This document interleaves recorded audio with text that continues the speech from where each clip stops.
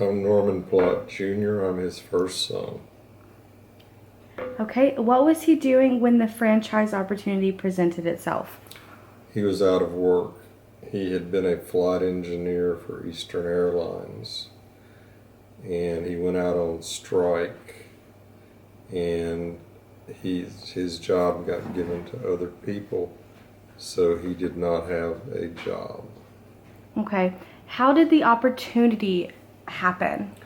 Well, a lot of the flight engineers knew of Burger King, and there was a man there in Miami named Macklemore. He was the founder of Burger King. So a group of flight engineers went over and talked to him about starting franchise operations.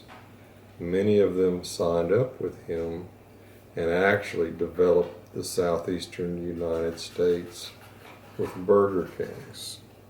Norman's group opened up the first store in Birmingham, which was store number 203, if you can imagine 200 Burger Kings in America.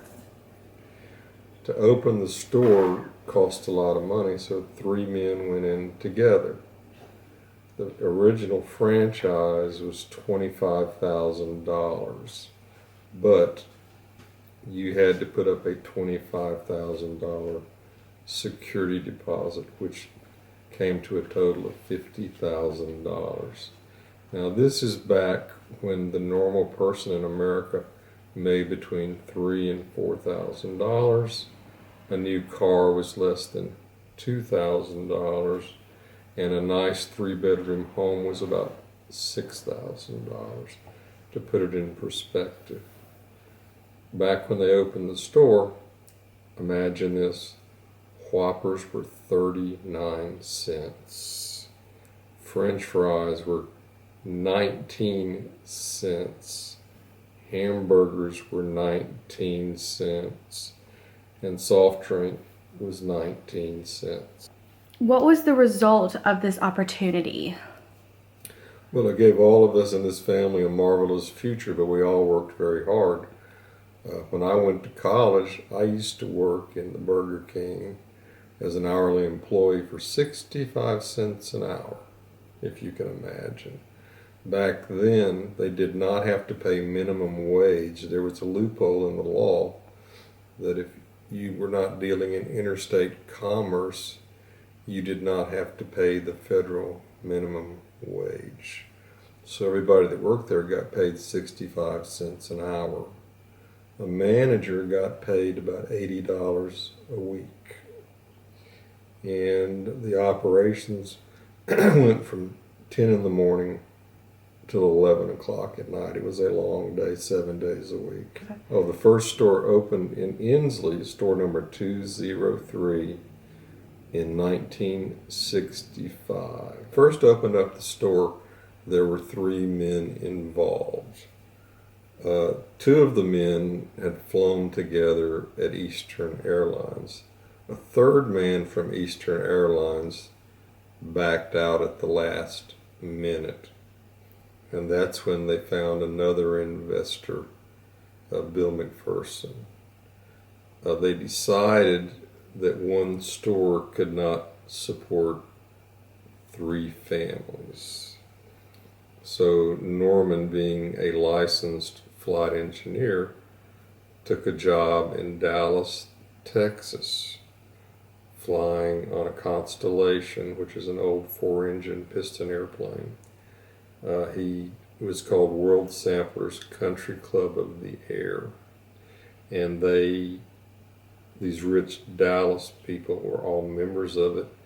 And he took trips all over the world, everywhere from Europe to Japan to South America to Mexico. When they would go to Mexico, gasoline for an airplane was so cheap, and this airplane was built with long-range tanks, they would fill up the tanks at 19 cents a gallon. Now today, aviation fuel is over $3 a gallon, if that puts it in perspective. Other than an hourly employee when I was going to college, after I graduated from college, I took a job in North Carolina.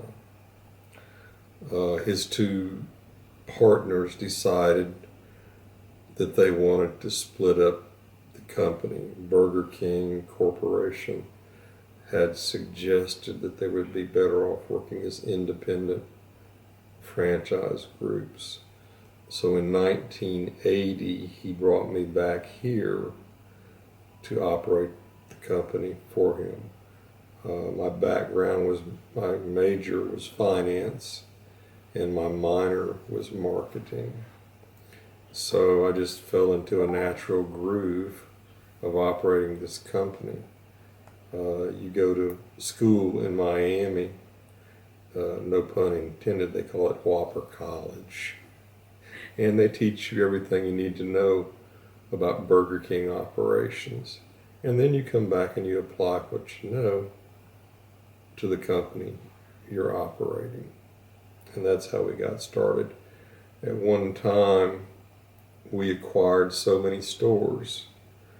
We were the fifth largest employer in the city of Birmingham. We had over 500 employees. Oh yeah. And that was a handful to keep up with that many people. So how many stores was he involved in at once? We had 10 stores total. Wow, okay. Through building and acquisition of people who were selling their existing stores.